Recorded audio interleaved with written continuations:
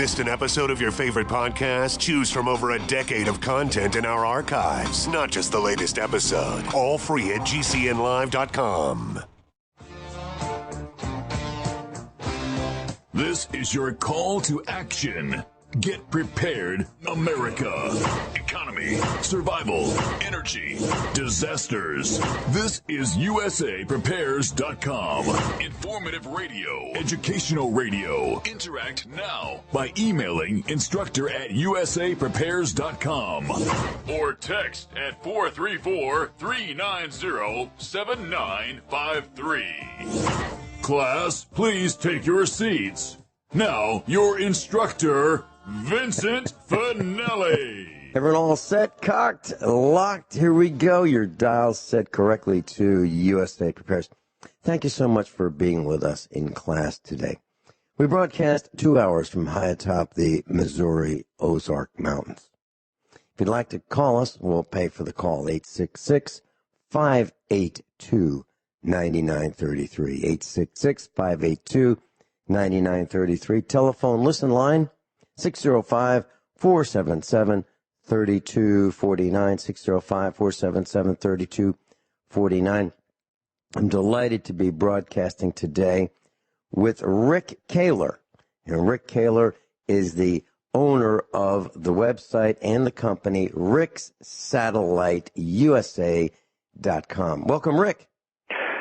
Well, hello, Professor Finelli, and hello to all you folks out there in radio. And what a wonderful day it is, another great day to be alive, and it's my pleasure to be on the show today with our instructor, Professor Finelli, and to talk to all of you about how you can listen to your favorite Patriot Talk radio shows on satellite on a system that has no contracts and no monthly fees. Great to talk to you, Vince. Rick, thanks for being with us. And class, here's what happened. We had some internet problems, and I was concerned about, all right, so what is the alternative way should you experience internet problems, if that is your primary connection to USA Prepares and other broadcasts that provide information and inspiration and how to do the kinds of things that you want to do. Well, this is the plan. And I immediately, during one of the breaks,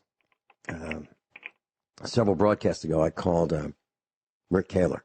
He's a USA Prepares instructor, and he has been providing these systems at a very low cost to our class and to others who are interested in over-the-air satellite communications. So, Rick Caylor, once you buy one of these systems, what are the costs to receive programming? Let's start with that. Okay, Vince, the satellite system gives you the opportunity of having no contracts, no monthly fees, and once you buy the system, you own it. And the programming's all free. It's advertiser supported, or the channels are supported by donations, or the particular network or a broadcaster selling their own health-related products and books and things like that. The complete system, which includes a satellite dish that measures around 30 inches in diameter, the satellite receiver, the electronic piece that goes out in front of the dish, we call it the eye, or it's actually called an LNBF, and it comes with an installation kit that includes 100 feet of cable, and we sell that entire system for $229, and that includes the shipping cost. So everything comes complete to your door. It comes by postal mail, priority mail, and FedEx. The dish is, 30 inches, and the box is pretty big, so instead of shipping it by mail, we ship it by FedEx.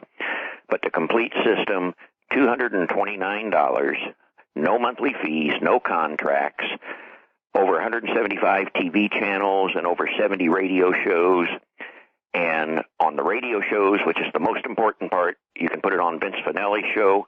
You can break off the knob, and that way you're set to listen to Vince every day when he comes on live via satellite in crystal clear digital audio.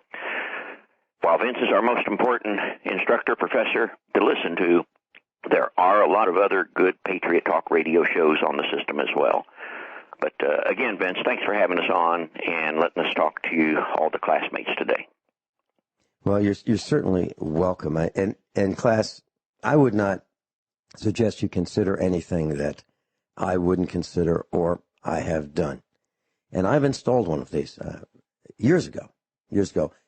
And we're going to tell you how to do it. Now, what we're saying is that if you end up buying this equipment for $229 delivered to you, you own it. You're responsible for it. You install it, and then you can receive programming, television programming. Now, we're not talking about ABC, CBS, and NBC. We're talking about satellite television programming and radio programming, 175 channels or so TV and 170 or so radio programs. You can receive them absolutely free. And it's unlike the internet where you have a monthly fee. Every single month you pay. Now, this is not internet. This is receive only. You're not going to be transmitting, and there is no monitoring of who you are and what you are receiving.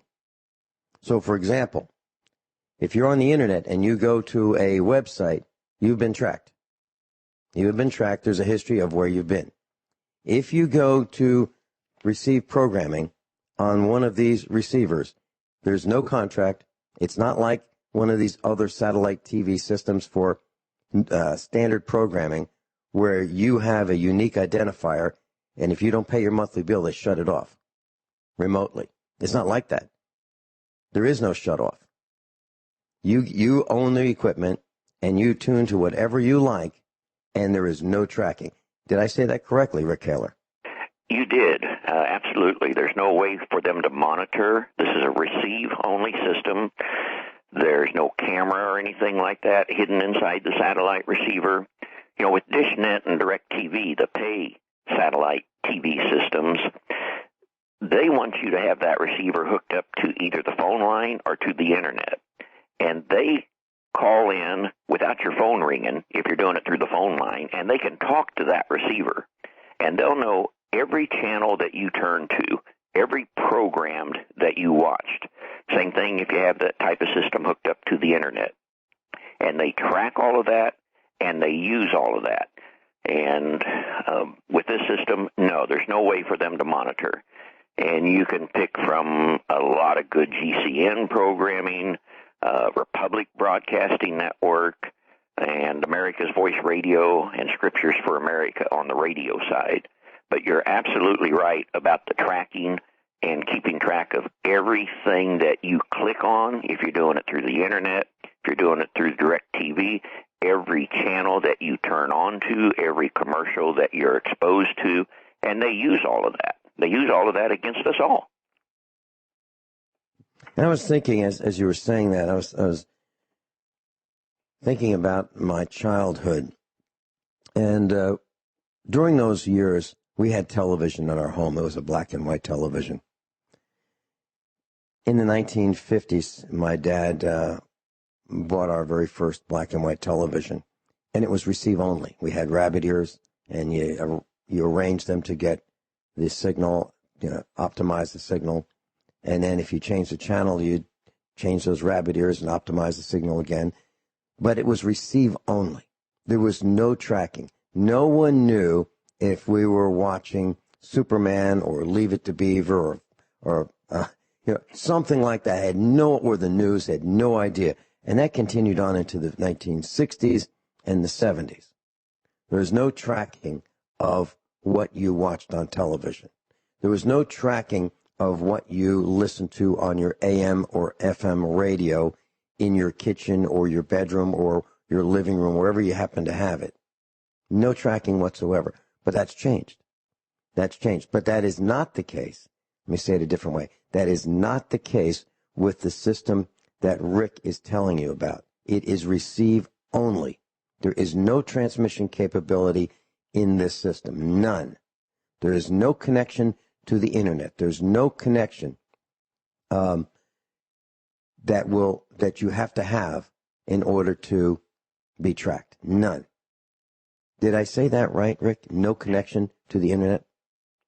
You did. So there's no way for them to know what I'm watching at any given time or what I'm listening to. There's no way to be able to actually track it because this is a round piece of metal, the satellite dish. It mounts outside.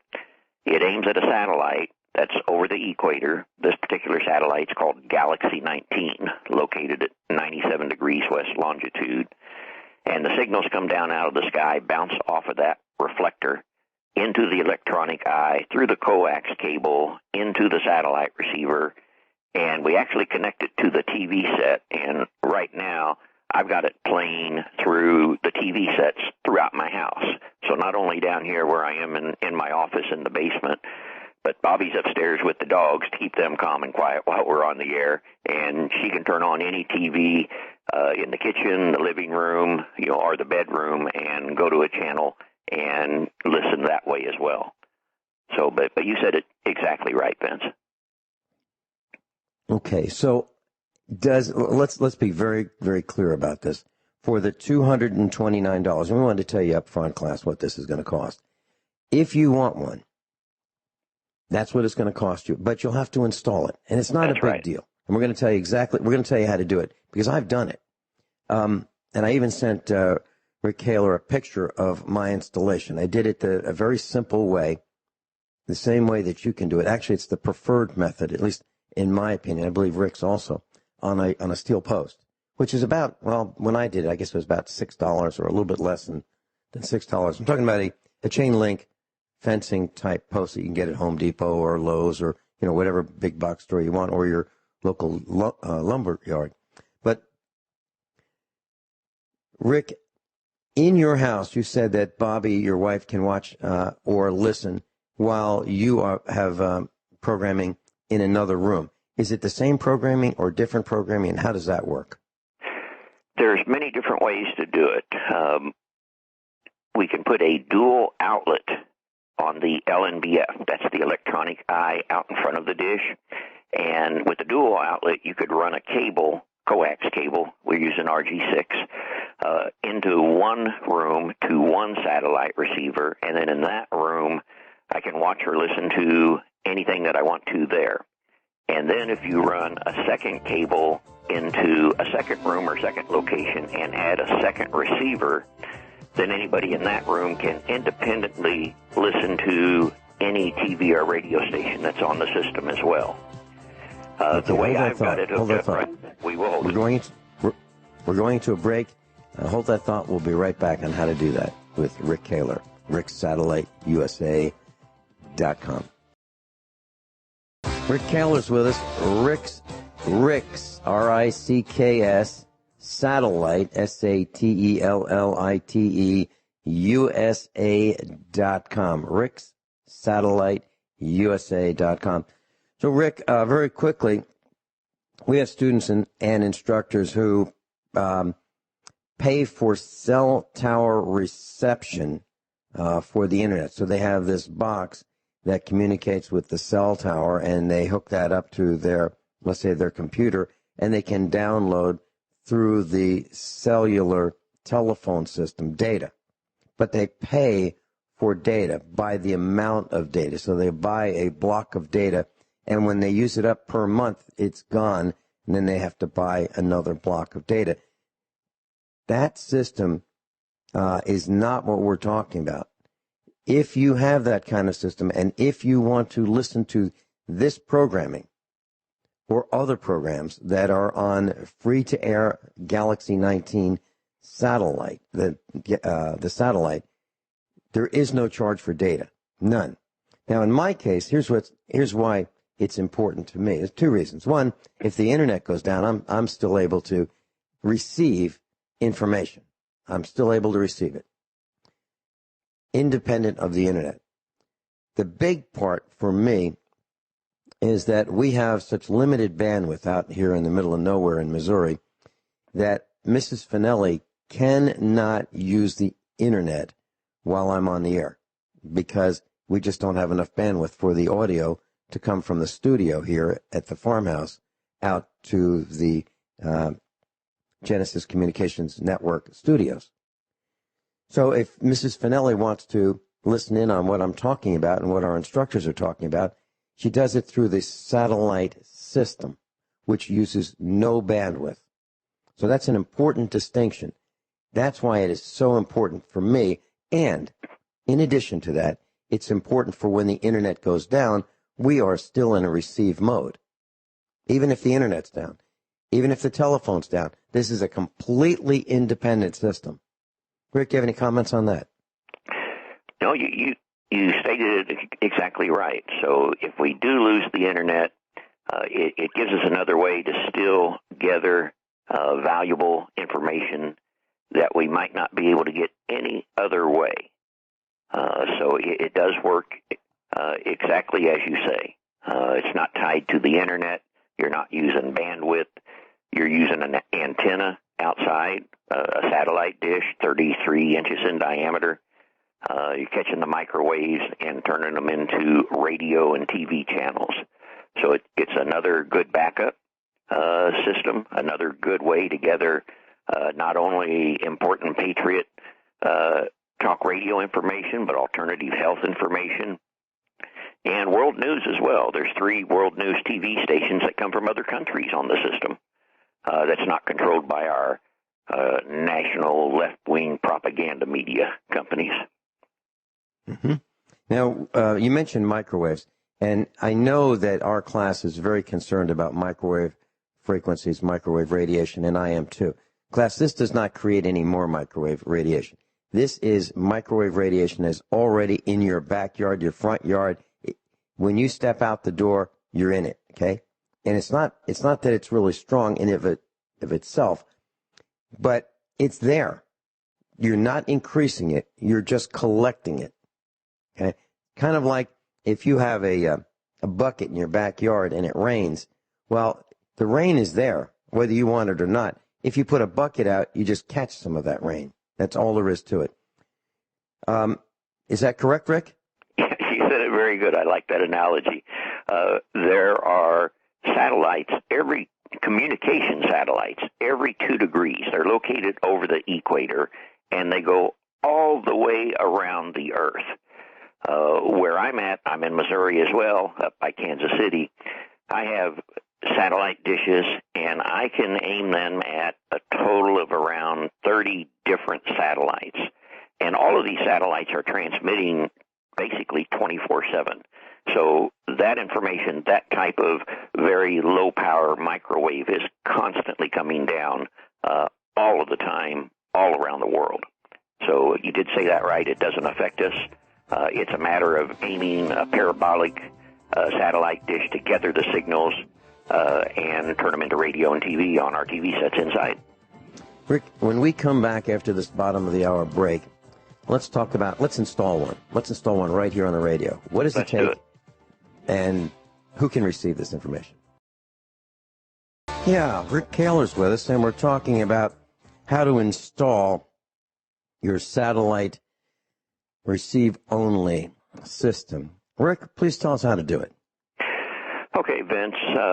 The satellite dish itself comes with what we call a J-pipe. If you ever seen DishNet or DirecTV, a little pole that comes down and turns like a J, and it has a pedestal base. And with the hardware kit, it comes with lag bolts, so the satellite pole and dish can be mounted, say, to the side of the house, or to a wooden deck, or a wooden post, or to the roof if you had to go up high to see over trees. So one of the first things we have to do is make for sure you have a clear line of sight. This satellite is called Galaxy 19 at 97 degrees west longitude. So you need to make for sure that you can mount the dish somewhere outside that has a clear line of sight to be able to aim this round piece of metal at the satellite in the sky. For us here in Missouri, that's pretty close to due south, and the signal's coming down at about a 45-degree angle above the horizon. So that's the first thing. It would be to do a site survey. Depending upon your location, if you call, we can give you your exact coordinates and tell you how to go out and look and where your dish would be aimed. On the East Coast, it would be aimed more towards the west. If you're further north, then the elevation angle is going to be lower, so you have to find a place where you make sure the signal's coming down over the treetops. Say if you're down south in Texas, it's a much higher angle, so it's even easier there because the angle might be 50 or 55 degrees above the horizon. But you can mount the dish, say, to the wooden deck, and then you run the coax cable from the satellite dish inside to the satellite receiver, which is another little box, and you hook up the satellite receiver to your TV set. And we program the receiver so all the channels are already into it, and then we give our own handwritten instructions on how to go into the menu and bring up the signal bars. And then you have somebody inside watching the TV set and the signal bars while the outside person aims the dish in by moving it east and west and a little bit up and down until you see the signal on the signal bars. We also have a little signal meter for $15. We call it a squawk meter. It also has a needle gauge, so if you're trying to install it by yourself, it makes it to where that's possible. You just hook up that little meter in line, you aim the dish in until it starts squawking at you, and then you snug everything down on the dish and you go inside and see if you found the right satellite.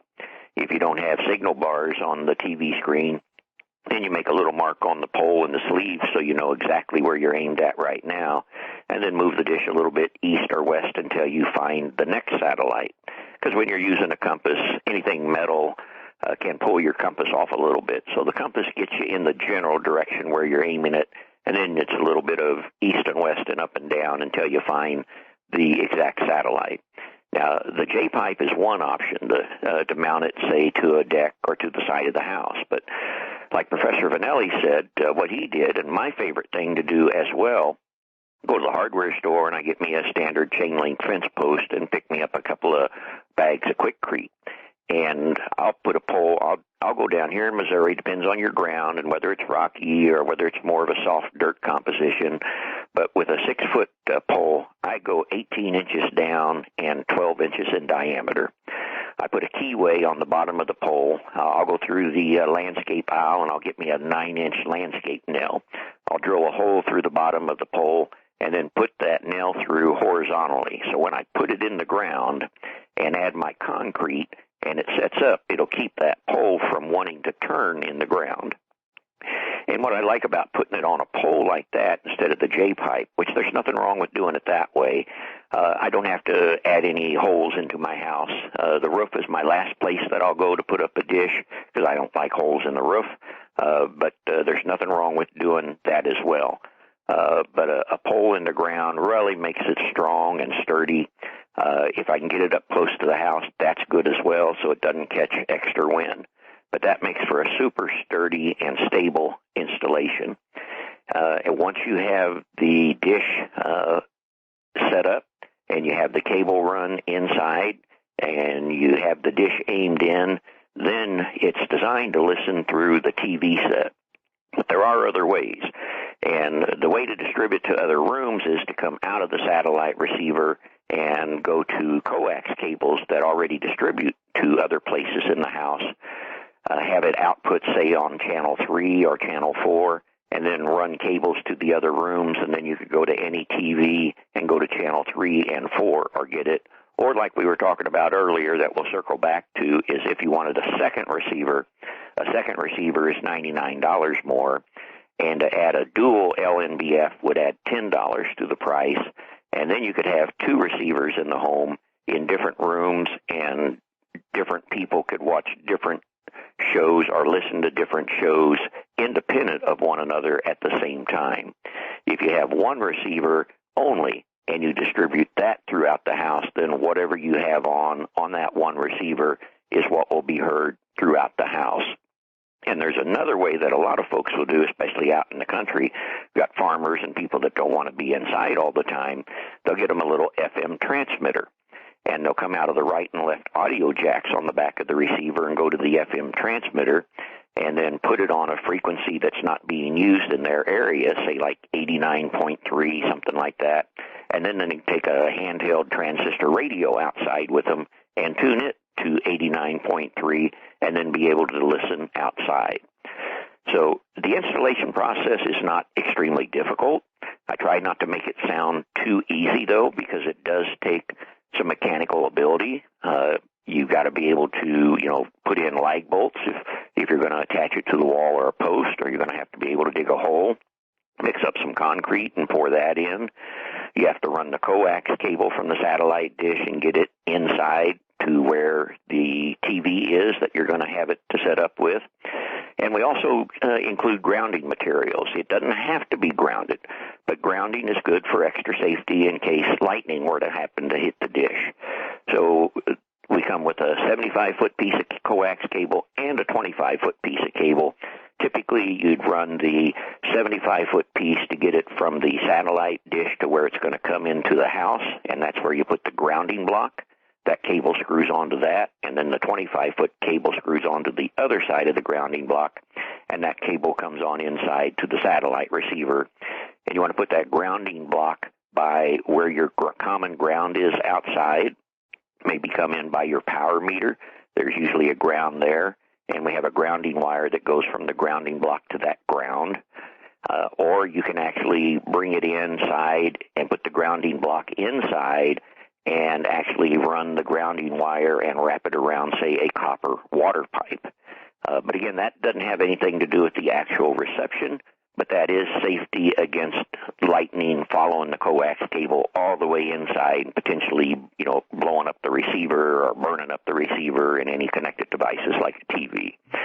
So it's not extremely difficult, but you do have to have some mechanical ability, be willing to read through the instructions so you understand how it works, how the signals are coming down out of the sky. You have to have a clear view between the satellite and your satellite dish, no obstructions, no trees, no leaves, no buildings, and be able to hook it up to the TV set. And you can do that a couple of different ways. The receiver comes with an HDMI cable, or it also comes with your red, white, and yellow composite cables. Okay, I'm going to say something politically incorrect, Rick. And here's how I found the perfect location in our yard for the dish antenna. Now, as Rick mentioned, I used a steel line post. This would be a chain link fence line post, not the end post, not the corners, but the ones in the middle. Okay, they're 1 5/8 inches in diameter, about 8 feet long. And the current price at Lowe's is $9.85. That's today's price. And a bag of Saccrete mix, the concrete that you would pour in your hole to secure this post, is $3.78. And I was able to, in my location, use I would say an 8 or 9 inch hole. And I used a fence post hole digger. It's got 2 handles, and you push it into the ground. You drive it into the ground, and you take out a little scoopful of dirt at a time, and you keep doing that over and over, and eventually you have a hole. And so I poured the concrete in there, and I used that nail. I drilled a hole through the bottom of the fence post, put a nail in it so the post wouldn't turn around on its base, and it worked really well. But what's very, very, very important, I cannot overemphasize this enough, that post has got to be perfectly plumb. So you're going to have an accurate level, and you're going to want to measure how plumb it is, meaning vertical. You want that post absolutely vertical with the ground, and you do that with a level. And there's some instructions on the website, rickssatelliteusa.com, and it shows you how to do that. And once you get that level, it's a lot easier. Now, here's how I found the ideal spot. I knew that I was going to be about 45 degrees up. Now, back in the 1930s, there was a salute that was used in Europe. It was a hand up salute. Okay? If you replicate that salute, 45 degrees up, you can point to where you have an open area. In my case, I had to find a spot where there were no trees, limbs, leaves.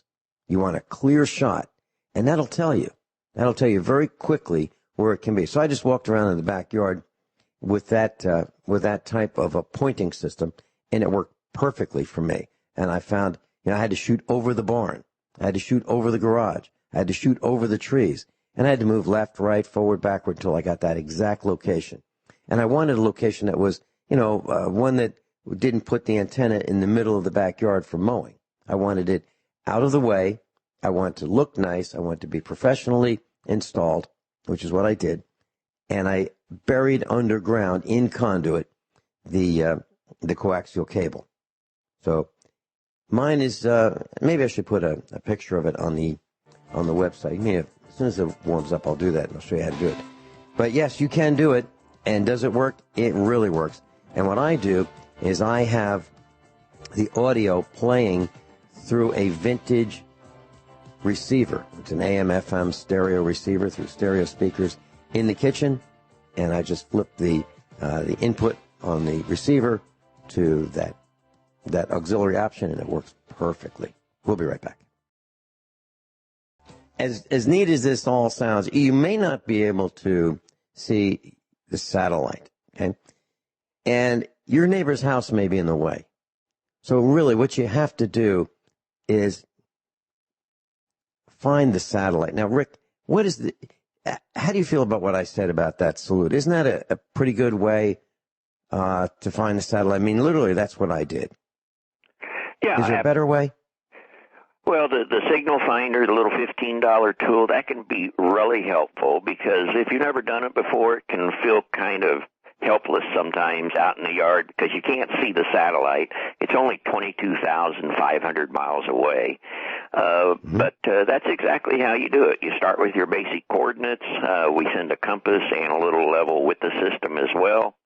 We give you your compass headings. You go out and you aim the compass in. You figure out where you're going to aim it and your elevation angle. You walk around the yard and look. You know, I like the way you said I put my arm out. If I look straight up, that's 90 degrees. If I look straight at the horizon, that's 0. If it's 45 degrees, I bring my arm up halfway in between. I lay my head over a little bit, and I look up my arm and see if I'm looking at clear sky. And that's the basic way to do what we call our site survey, to find an area where you can put the dish to where you'd have a clear view. So I think you covered it good. Now, one thing we haven't covered is some of the shows. 170 TV stations, a lot of them are foreign, in foreign languages from all around the world. There's about 25 full-time English TV stations. 3 of them are world news from other countries, Russia Today, Press TV, and China News Central. They're good for world news. Of course, they have their own spin on things, but it's still a whole lot better than turning on the propaganda media that we have in this country. And there's a lot of good Christian and religious programming. A lot of people homeschool using this system. You don't have to worry about the commercials that are coming on. There's a good children's channel, Smile of a Child. You've got the 3ABN network, the Seventh-day Adventists. They have about 7 channels there. They have some real decent programming, gardening, cooking, a lot of Bible teaching. Jimmy Swaggart has his network there, Daystar, Trinity. And listen to some of these names on the radio. Alex Jones, InfoWar, Jeff Rentz, Daniel Brigman on the Power Hour, Hagman and Hagman, John Moore, Doug Steffen, Chris Hinckley, Patrick Slatery, Michael Rivero, Rick Adams, Steve O'Brien, Sarah Westfall, Pastor Mike Hoover, Dr. Krupa, and there's more than that. So I wanted to get that in because I cannot believe how fast this hour's gone, Professor. Thank you again for letting me talk to all your classmates today. Yeah, and USA Prepares is on there. Oh, you better believe it. We're listening right now all through the whole house. And we love to hear your voice, and we love your music and the intros. They always put a big smile on my face. Rick, I'm so glad you joined us today. Again, you've been with us before. Class, let me give you a phone number. This is a direct number. You're going to get Rick Caylor, 816-228-1801. 816-228-1801. So if you want to know where I got our system, Rick Satellite. So you'll have the same technical support that I have. You'll have the same mentor that I have. You'll have first quality equipment. And I think you're going to be impressed with what you get. And it is not dependent on the internet. Rick, if they want to do what I did in our kitchen, where I took the audio output from the receiver and plugged it right into the back of my stereo receiver, and I can listen through stereo speakers. Mine happen to be Dynaco A25 stereo speakers that I bought probably in the 1970s and still have them. Great quality sound. Can they do the same thing through their vintage stereo receiver? Absolutely. As long as you've got a stereo unit that has an auxiliary input for just right and left audio. So you run the red and white audio outputs from the receiver to the stereo. Once you have it on the station you want, there's no need to actually turn on the TV. You can just listen through the stereo. That's another great way to do it, Vince. And that's the way I do it. I don't have the television on because I think the speakers in my stereo system are so much better, so much clearer, better fidelity, and so TV's not on in our case. But you can listen through your television speakers as well. So, class, I think you're going to enjoy this. But do a site survey and just point your arm up and find a spot that you'll have a clear shot at the sky where that location for the antenna is acceptable to you. Rick Caylor, thank you so much, class. There's a link on the website under instructors for Rick Caylor. Professor, thank you for having us. It was a joy to be able to talk to your listeners. Everyone all set, cocked, locked? Hour number 2 of USA Prepares. Craig Douglas is with us. Craig Douglas travels the country. He attends trade shows, survival expos, gun shows, teaches seminars. A dear friend of ours. He's been to the farm. Welcome, Craig Douglas. Hi there, Vincent. So, Craig, can you share with us what state you're in right now? I am about ready to do a setup for a gun show today in Flint, Michigan. Flint, Michigan. Don't drink the water. Yeah, and if you believe Michael Moore, there's no money here either.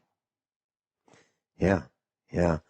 So, Craig, I'd like to focus our broadcast on what is happening out there at these conventions, the prepper shows, the gun shows, what you see, what you experience, and then also some of your survival tips that you've had on your YouTube videos. So let's start with gun shows. Let me make a comment, and I'd love to hear if it's the same as in your travels. So I went to a gun show last weekend, and there were very few people. I mean, very few people. The number of exhibitors outnumbered the number of guests by far on a Sunday. And I was interested in looking at a set of reloading dies for a pistol. Very, very common caliber. I didn't find any. I didn't find any reloading dies, so to speak. I was interested in reloading powder, and what I saw was quite shocking. There was very little reloading powder. I'm thinking somewhere around 21-pound bottles of reloading powder. So there's different powders for rifle, pistol, shotgun, magnum loads. I mean, there's a lot of different powders for specific purposes. There's not one powder that does everything.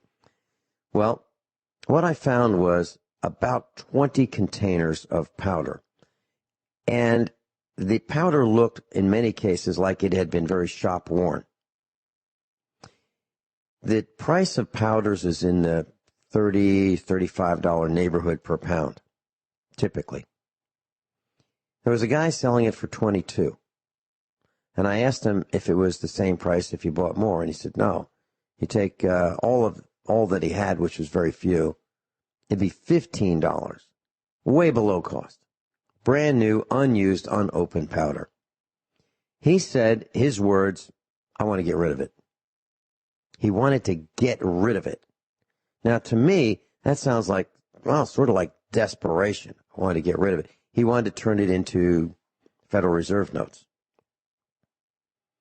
I was shocked that I would be able to buy reloading powder for $15 a pound. That was really, it's pleasant for me, but it told me that something is really wrong. And I was looking for ammunition to see what the price of ammunition was. I'm part of what I do at a gun show is to prepare for a broadcast to say, here's what's happening, class. Very few customers.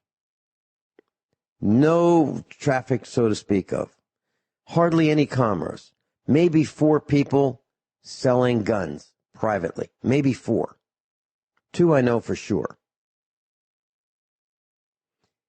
I was surprised at the lack of sales, the lack of commerce, the lack of availability of items to buy.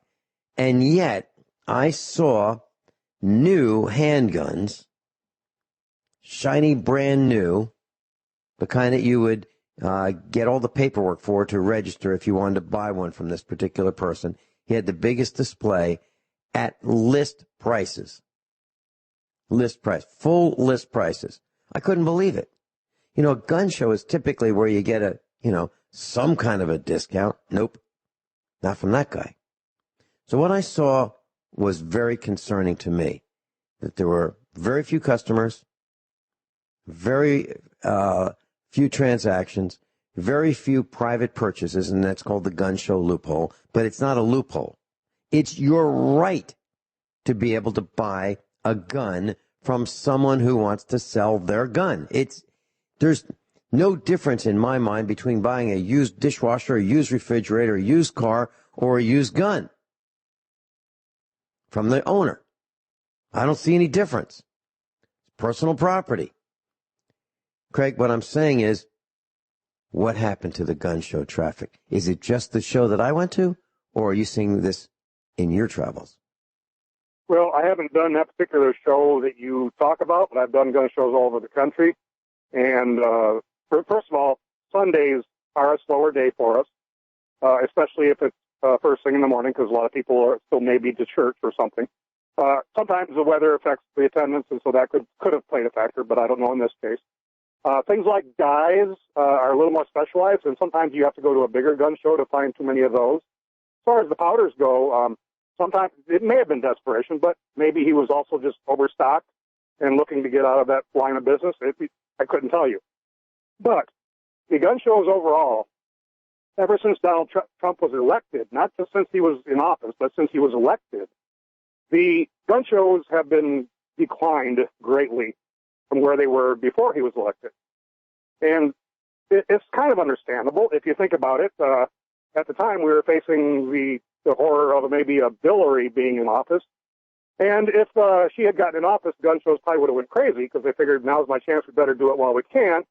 But since Donald Trump got in, people just relaxed and say, oh, well, I don't have to run out and buy a gun or ammo right now. I can wait 3-4 years at least. And so there's no urgency, there's no rush anymore, there's no panic that sets in because, frankly, most Americans, as we kind of have seen in our business, they don't really prepare, they react instead of preparing.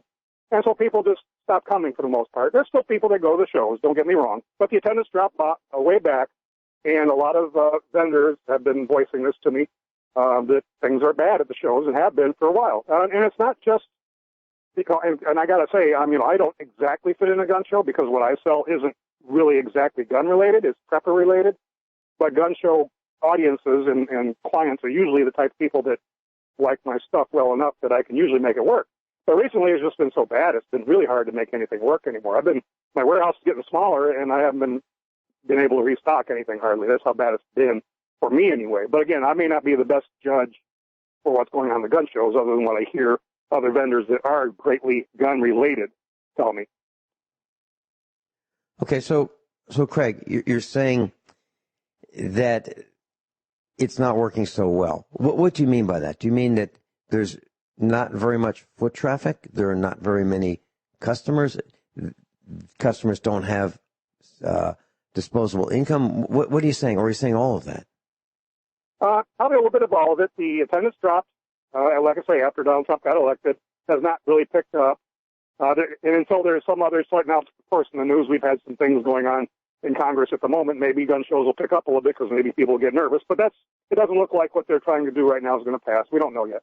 But that's what it takes to get people to go to the show is some sort of urgency, some sort of panic. The actual money, we're told on the press all the time how great the economy is, but it doesn't seem to be reflecting upon my business. Had been doing okay in previous years. I had been able to restock and keep my business going, even with the low overhead that I do by sleeping in my van and that sort of thing. But it's been hard to make it work monetarily, especially if you're making a living off this. You got to understand, too, a lot of the gun show people, the gun show dealers and vendors there, a lot of them, I don't know, I couldn't tell you what the percentages are, but if you kind of look at the ages of people that are behind the table there, you're going to see that most of them are kind of retirement age, and a lot of them don't depend on a show being 100% successful because they got Social Security or they have a pension or some other form. Sometimes it's almost more of a hobby and some extra money for some of these people. Not all of them, but some of them, and a lot of them I've seen are kind of just retirees that do, something to do, something to maybe bring in a little income. So it's not critical for them to succeed or fail. Whereas for me, I'm trying to succeed because I need to succeed.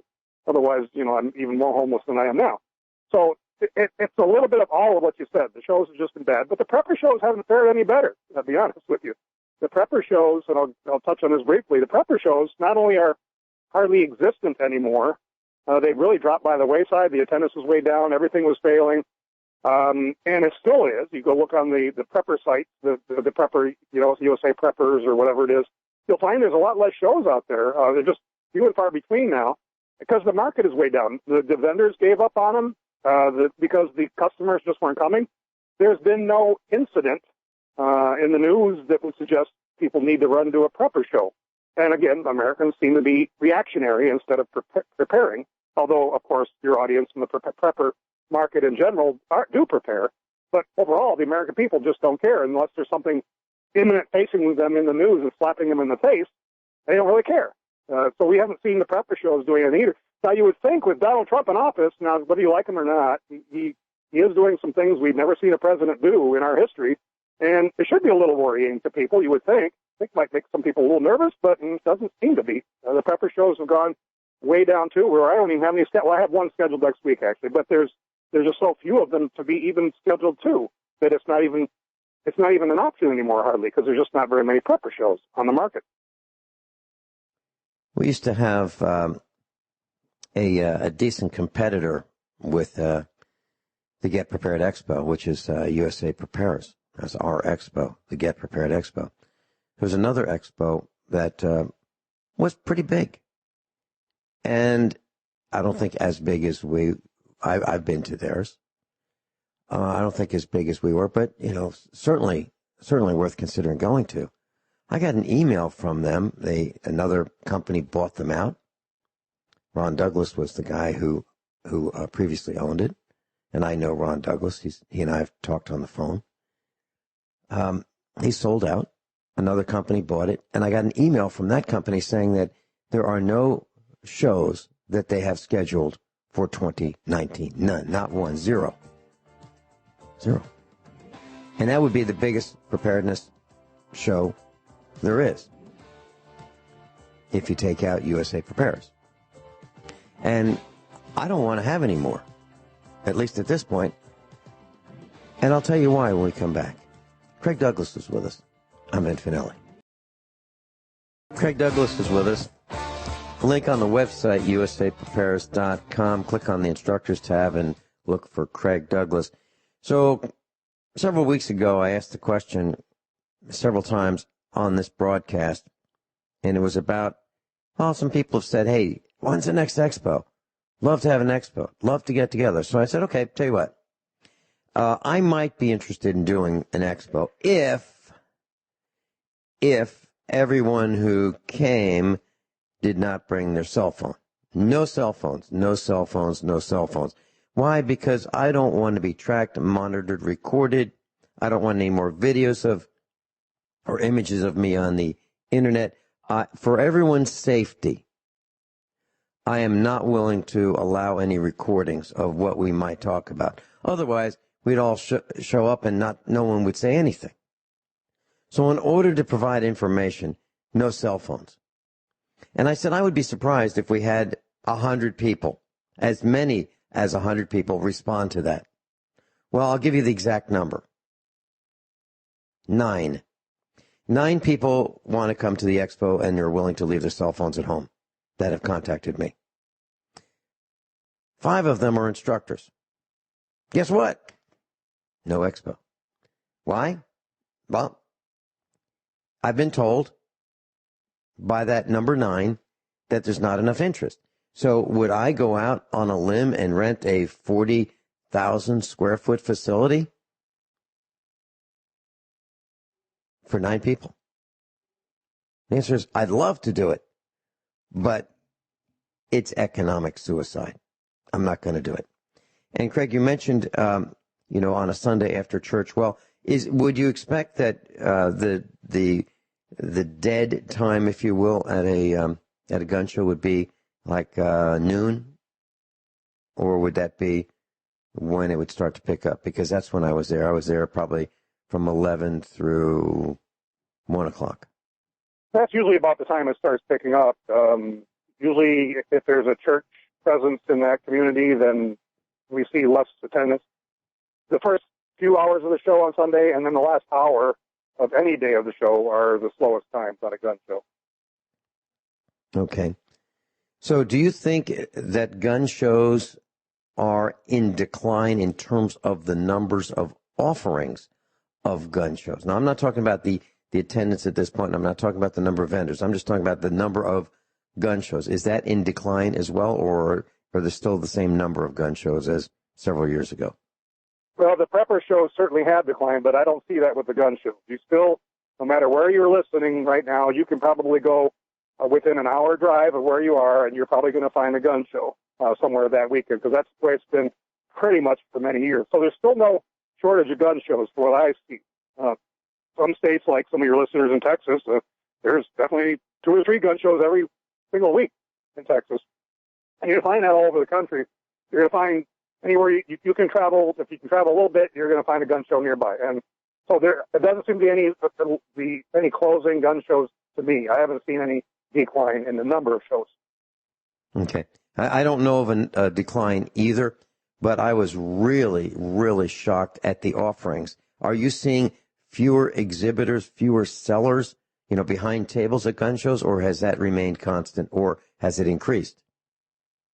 Some shows seem to have declined in the number of vendors. Last Indianapolis show was really strange. At one time, there were 1,500 tables at this particular show, but this particular time it was more like half of that. So sometimes there has been a decline. There aren't too many shows that are sold out anymore, although I did try for a couple of them in Indiana and Ohio, and they were full. Some of them are still, but hardly any of them now are ever full. And so you can pretty much call and get in any of them as a vendor. So I haven't seen very much of a drop in the number of vendors at the shows. Okay. How about prices?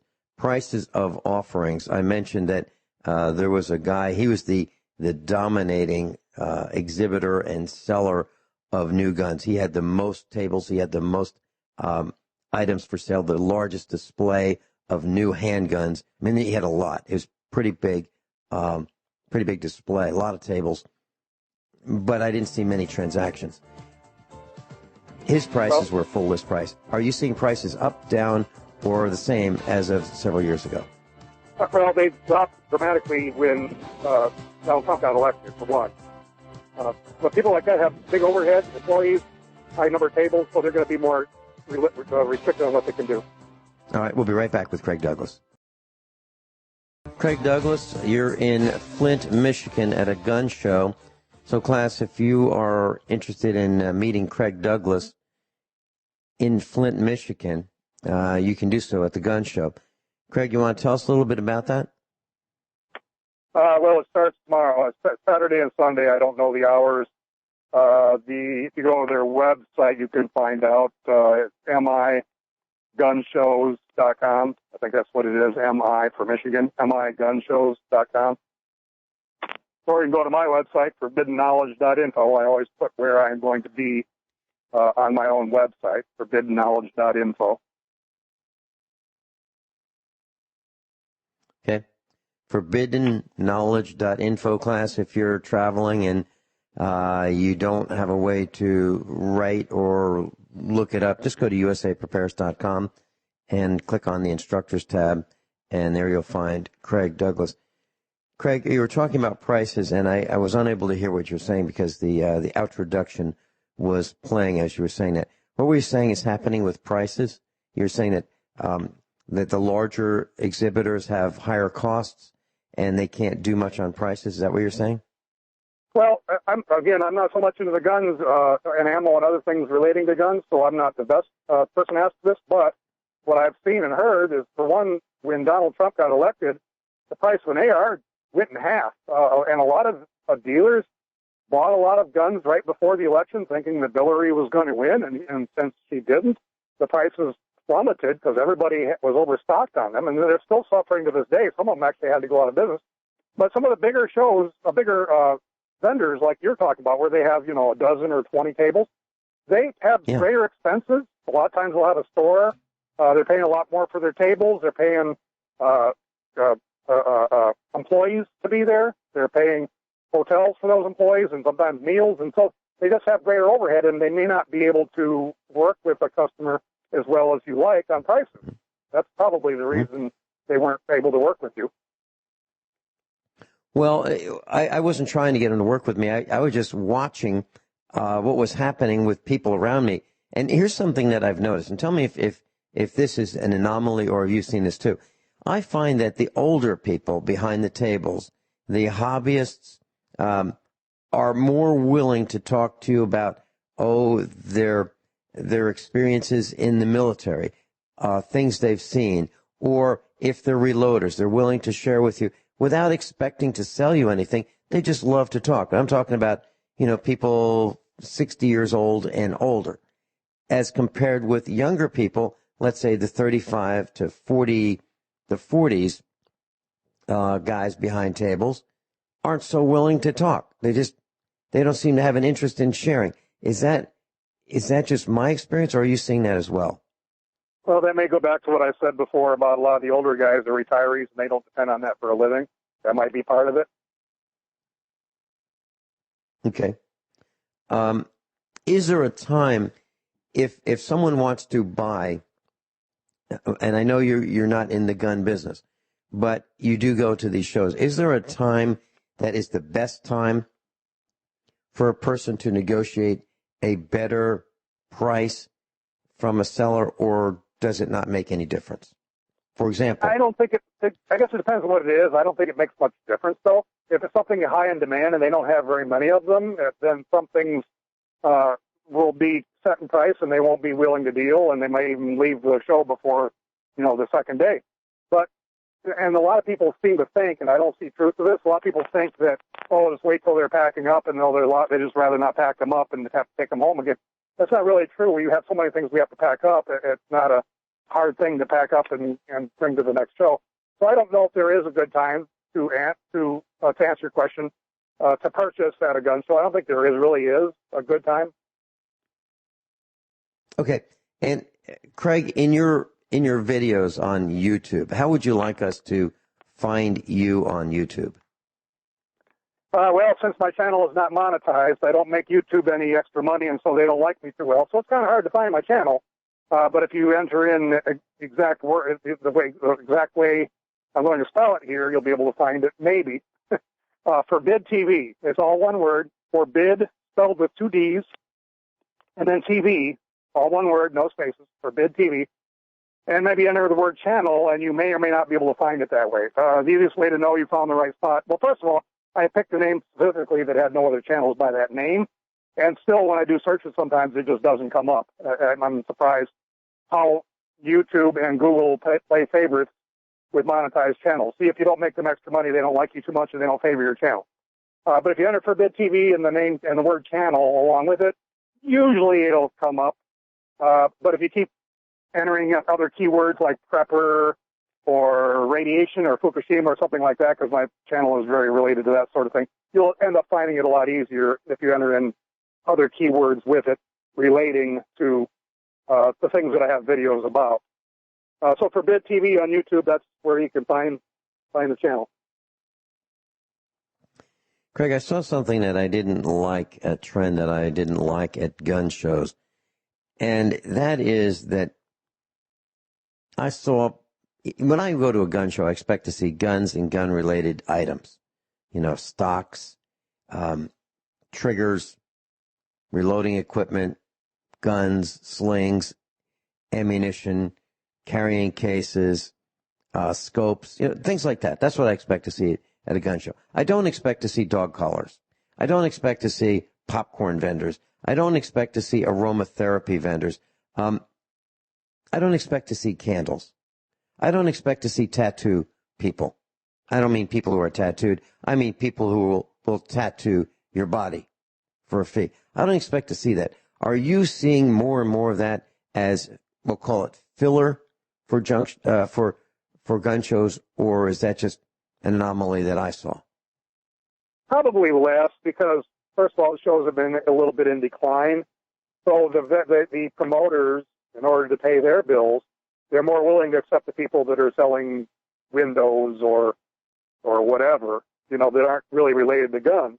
And so sometimes those shows are more willing to. And because there's no more waiting lists of shows, because used to be, there were some promoters that wouldn't even let me do their shows because they said I wasn't gun and knife related.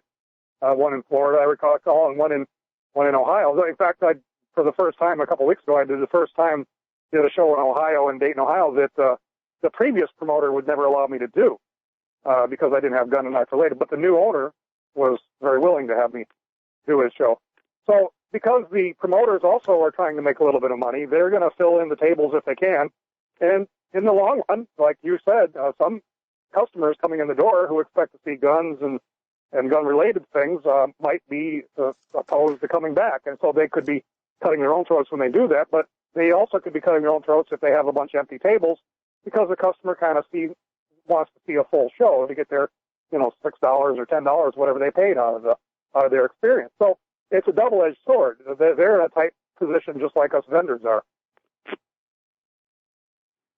Yeah, just as an aside, class, what I would do when I'd go to a gun show, I would go to the internet and I would find coupons for, $2 off, $1 off, and I would copy them, and I would arrange them on a piece of paper so I could get like 6 or 8 of them, and then I'd print several sheets of that, and then I'd have a whole bunch of them in my pocket.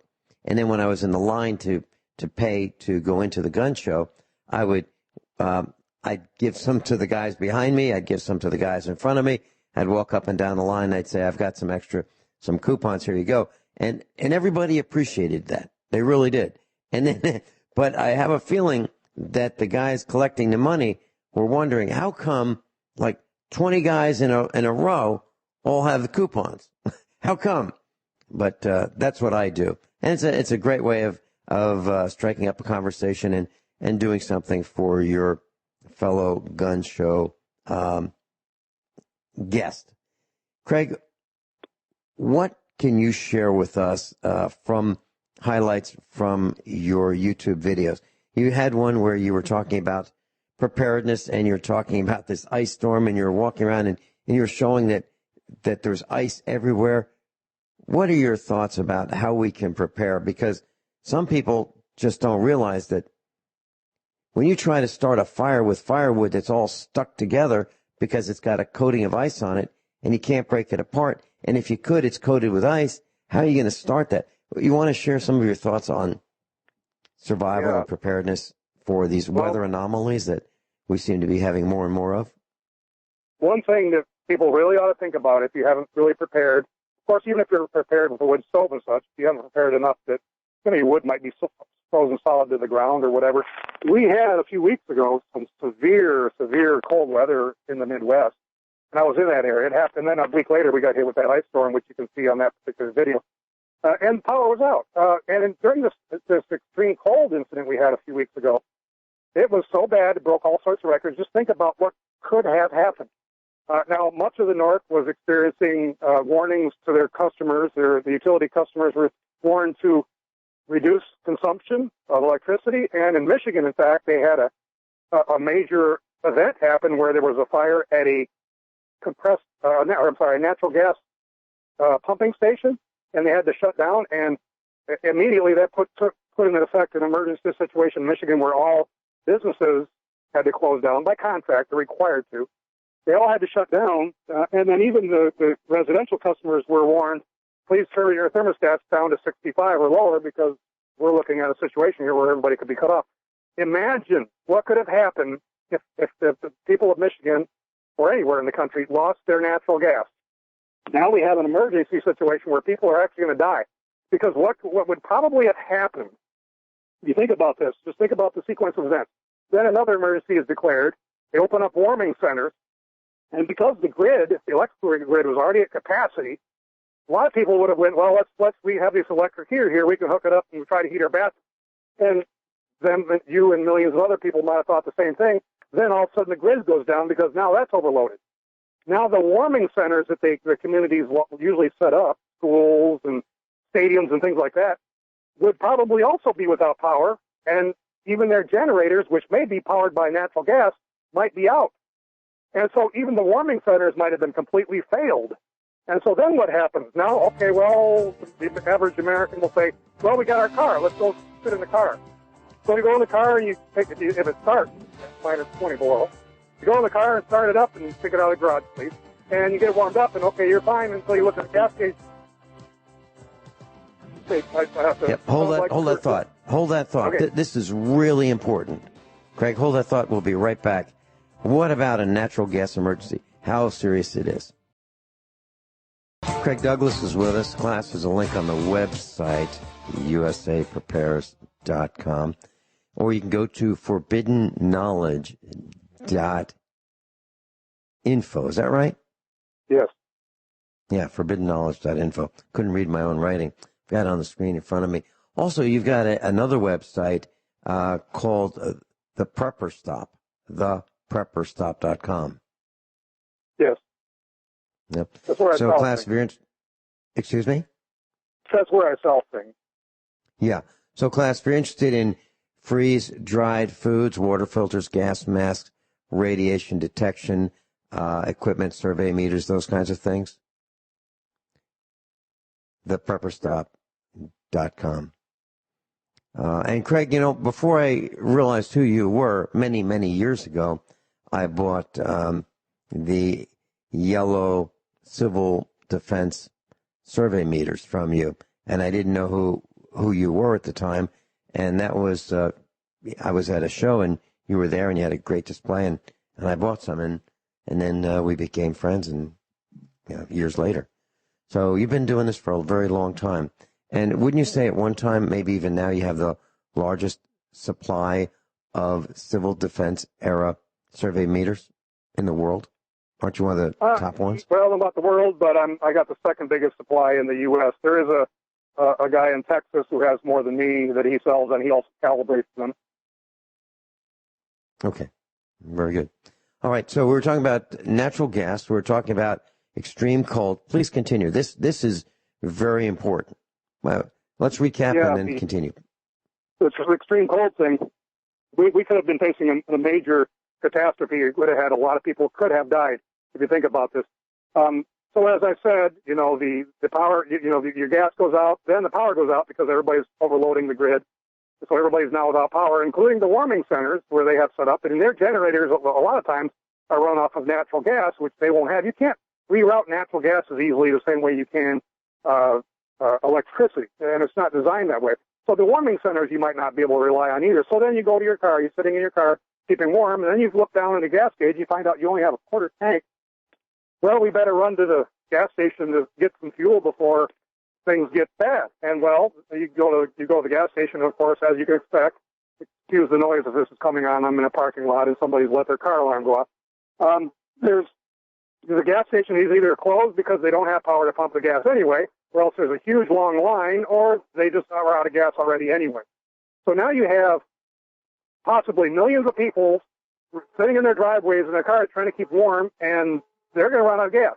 Now, when I do my shows, my lectures, I talk about the two most important things here for prepping is water and shelter. Now, a lot of times shelter doesn't play into it much, but in this case, I can go 3 days without water, but I'm not going to last 3 days with the way the weather was at that time of a period of time.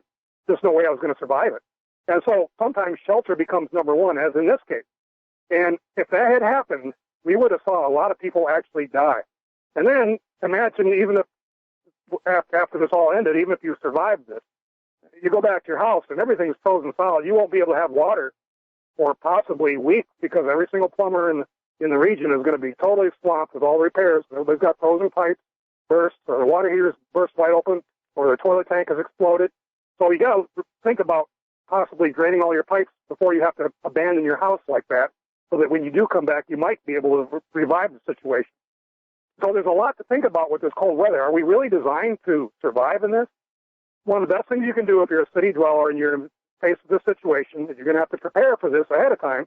If you don't have a fireplace, you don't have a stove, get with neighbors who do. Have a sense of community, because these people could save your life. Be friendly with neighbors. You know they have a wood stove or something where you can go in an emergency. If you're friends with them, that's something you can possibly rely on. That's where community can get together, because in a situation like this, people will be very helpful to each other because they know this is an emergency that will eventually be taken care of. It will leave the system. So there won't be the panic and people shooting each other like it could with an EMP or something else that happens. So sense of community works very well here. If you live in a city and you're ever faced with this, know people around you where you can go in such an emergency like that. Very well said, Craig Douglas. And class, if you're worried about your toilet freezing, you can always sprinkle some salt, table salt in there. Oh, probably a tablespoon. Put a tablespoon in the back tank. It's corrosive. In the long run, it's a wrong thing to do. In the short run, it may save your plumbing. Craig Douglas, thank you so much for being with us today. Class, above all, honesty and integrity. What happens next is up to you.